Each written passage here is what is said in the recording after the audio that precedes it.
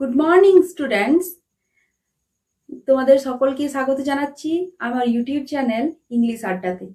তাহলে আজকে আমরা আলোচনা করতে চলেছি ভোকাবুলারির একটা পার্ট, যার নাম হচ্ছে সিনোনিম এবং অ্যান্টোনিম। এটা খুবই একটি গুরুত্বপূর্ণ পার্ট। তোমাদের বিভিন্ন যে কম্পিটিটিভ এক্সাম, সেগুলোতে অবশ্যই এমসিকিউ কোয়েশ্চেন এসেই থাকে কোনো ওয়ার্ডস থেকে, যে এই ওয়ার্ডটার সিনোনিম কি, বা এই ওয়ার্ডসটার অ্যান্টোনিম 4টে অপশন দেওয়া থাকে। আবার বিভিন্ন রাইটিং স্কিল ডেভেলপমেন্টের জন্য বা আরো বেশি উন্নত মানের করার জন্য তোমাদের ওয়ার্ড লিমিট যত বেশি থাকবে, তোমার রাইটিং স্কিল তত ভালোভাবে লিখতে পারবে, তোমাদের যে গ্রেডটা আরো ওপরে যাবে। তাহলে সিনোনিম বা অ্যান্টোনিম কোনো ন্যারেশন চেঞ্জ অথবা ভয়েস চেঞ্জের মতো নয়, এটা রুল বেস ফলো করে না। এটা কি হয়, এটা হচ্ছে এমন একটা ওয়ার্ডের প্র্যাকটিস, যেটার মাধ্যমে আমরা শুধুমাত্র প্র্যাকটিসের মাধ্যমে এটা মনে রাখতে পারবো। আজ তাহলে আমরা সিনোনিম এবং অ্যান্টোনিম আলফাবেট ওয়াইজ 10টা আলোচনা করব। এ দিয়ে তাহলে শুরু করা যাক। আমি ফলো করি অ্যারিহান্টের এসপি বক্সির বইটা। এই বইটা খুবই ভালো জেনারেল ইংলিশের ক্ষেত্রে, এবং এই বইটিতে আমরা কম্পিটিটিভ এক্সাম বেসিস বিভিন্ন ধরনের গ্রামাটিক্যাল জিনিসগুলো খুব ভালোভাবে ক্লিয়ারলি এবং ডেসক্রিপ্টলি থেকে থাকে, তাই জন্য। তাহলে ওখান থেকে আমি বলছি, ফার্স্ট ওয়ার্ড হচ্ছে অকওয়ার্ড, AWKWARD, অকওয়ার্ড। অকওয়ার্ড মানে হচ্ছে অর্জিত। এর সিনোনিম আমরা বলতে পারি ক্লুমজি অথবা রাফ। ক্লুমজি, CLUMSY, আর রাফ, ROUGH, রাফ। এটা অর্জিত, ঠিক আছে। এর অ্যান্টোনিম কি বলতে পারি আমরা? ক্লেভার অথবা স্কিলফুল। ক্লেভার মানে এখানে চালাক নয়, এখানে জ্ঞানী বলতে পারি, ঠিক আছে। যে যার মাধ্যমে তুমি কোনো কিছু জ্ঞান অর্জন করেছো, ঠিক আছে, ওটা তোমার কোনো পরিবেশগত বা বংশগত নয়, স্কিলফুল এটাও। তাহলে ক্লুমজি অথবা অকওয়ার্ড অথবা বলতে পারো রাফের অপোজিট কি? Clever, skillful, etcetera.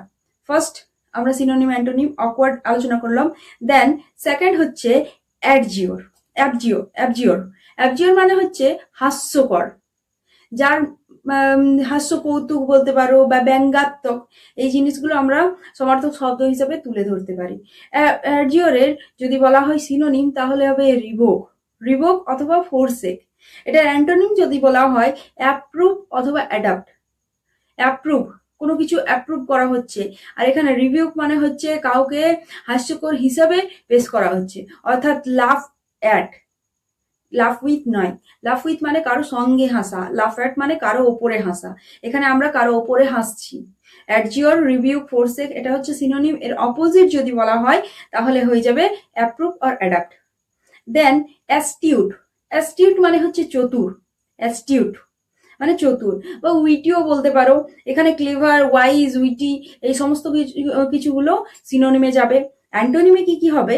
ডাল, সলিড, অথবা মূর্খ, যে কিছুর ওর মূর্খর যে সিনোনিমগুলো সেগুলো আমরা বসাতে পারি ডাল হিসাবে।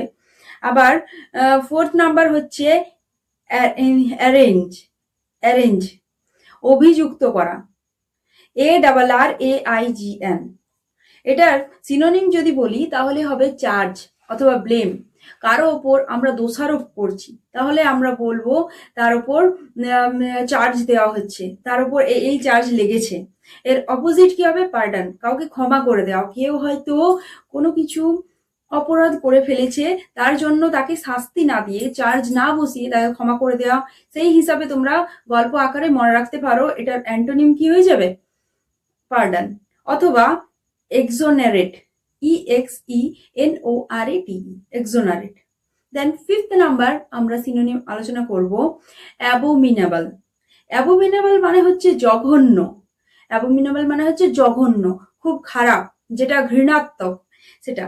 সিনোনিম আমরা বলতে পারি অডাস অথবা এভার্সন মানে ভার্সেনের থেকেই এসছে এটা। এভার্সন মানে জঘন্য, এটা ভার্সনের বা উপযুক্ত নয়, যেটা ভার্সনের ক্ষেত্রে বা বলা যাবে না এরকম। এটার অ্যান্টোনিম বলতে পারি লাইকেবল অথবা এনজয়েবল, যেটা আমরা এনজয় করতে পারি, উপভোগ করতে পারি, বা যেটা জঘন্য রকমের নয়, খুব ভালো সেটা। তারপর আমরা 6 নাম্বার সিনোনিম অ্যান্টোনিমে চলে যাব, এটা হচ্ছে এলিয়েন। এলিয়েন মানে আমরা জানি যে ভিন্ন দেশের কোনো মানুষকে বলা হয় এলিয়েন। আমরা ফরেন কান্ট্রির মানুষকেও এলিয়েন বলতে পারি। এমনিতে আমরা ধরে নিই যে প্ল্যানেট থেকে, অন্য প্ল্যানেট থেকে যারা এসেছে তারাই হচ্ছে এলিয়েন, বা আমরা অন্য প্ল্যানেটের যদি কোনো জীব থেকে থাকে তাদের কাছে আমরা এলিয়েন, ভিন্ন দেশের মানুষ। এটার সিনোনিম বলবে ফরেনার। ফরেনার ফরেনার মানে বিদেশি, ভিন্ন দেশের, এখানেও সেই হিসেবে ধরা হয়। বা স্ট্রেঞ্জার, যে অচেনা মানুষ, তাকেও আমরা এলিয়েন বলতে পারি। আবার অ্যান্টোনিম কি? Native or citizen. নেটিভ মানে হচ্ছে যার সঙ্গে তোমার পরিচয় রয়েছে, নেটিভ। অর সিটিজেন, সিটিজেন মানে হচ্ছে নাগরিক, আমাদের সকলের চেনা। তারপর 7 নম্বরে আমি চলে যাচ্ছি অ্যাফ্রন্ট। অ্যাফ্রন্ট মানে হচ্ছে অপমান। অ্যাফ্রন্ট মানে অপমান, AFFRONT, অ্যাফ্রন্ট। এটা সিনোনিম বলতে পারি provoke, PROVOK, provoke or indignity. Provoke or indignity. Antonym বলা যায় মলিফাই বা অ্যাপেসেস, মানে তাকে সম্মান জানানো। মলিফাই বা অ্যাপেসেস, সম্মান জানানো। দেন 8 নাম্বার চলে যাচ্ছি অ্যাডজাঙ্ক্ট, ADJUNCT, অ্যাডজাঙ্ক্ট। অ্যাডজাঙ্ক্ট মানে হচ্ছে সংযোজন করা। অ্যাডিশন বলতে পারি আমরা সংযোজন, যোগের ক্ষেত্রে এই ইংলিশটা ব্যবহার করা হয় বেশিরভাগ, অ্যাডিশন। আর সাবস্ট্রাকশন মানে হচ্ছে বিয়োগ। আর জয়নিং, JOINING, জয়নিং, সাফিক্স ব্যবহার করা হয়েছে এখানে, আইএনজিটা। তাহলে অ্যাডজাঙ্ক্ট যদি বলা হয় তার সিনোনিম কি বলতে পারি? Addition or joining. অ্যান্টোনিম বলা যেতে পারে যে লেসনিং। লেসন মানে কি? অনুশীলন। এই থেকে এসছে লেসনিং। লেসনিং মানে পার্ট পার্ট অনুযায়ী ভাগ করে দেওয়া, ঠিক আছে।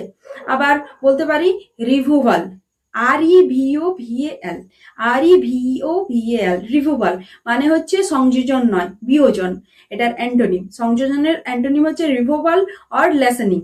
দেন 9th নাম্বারে আমরা বলা যেতে পারে অ্যাডামেন্ট, ADAMANT।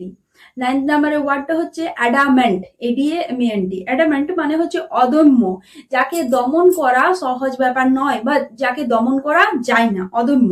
এটার সিনোনিম বলা হয় স্টাবার্ন।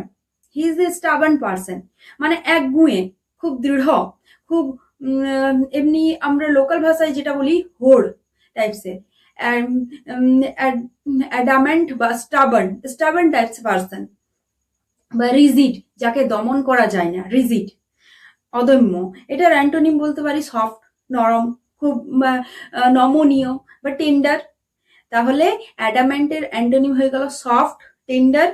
আর স্টাবার্ন বা রিজিড, এগুলো হয়ে গেল অদম্যর সিনোনিম। দেন অ্যাবাউন্ড। অ্যাবাউন্ড মানে হচ্ছে প্রচুর, অ্যাবাউন্ড, প্রচুর, প্রাচুর্য যেটায়। ফ্লিউরিস বলা যেতে পারে সিনোনিম। এবং সুয়েল, SWELL, সুয়েল মানে হচ্ছে খুব বেশি, প্রচুর পরিমাণে।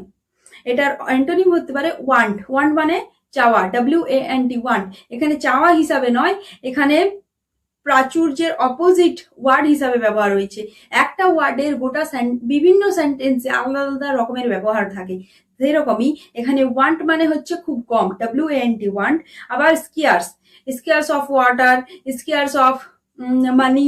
স্কার্স মানে হচ্ছে অভাব, এখানে ওয়ান্ট মানে অভাব হিসেবে ব্যবহার করা হয়েছে। ঠিক আছে, তাহলে আজকে আমাদের 10টা সিনোনিম অ্যান্টোনিমের ওয়ার্ড আলোচনা করা হলো। তোমরা তাহলে এগুলো পড়বে, এবং কোনো অসুবিধা থাকলে অবশ্যই বলবে। থ্যাংক ইউ, ভালো থাকো, সুস্থ থাকো।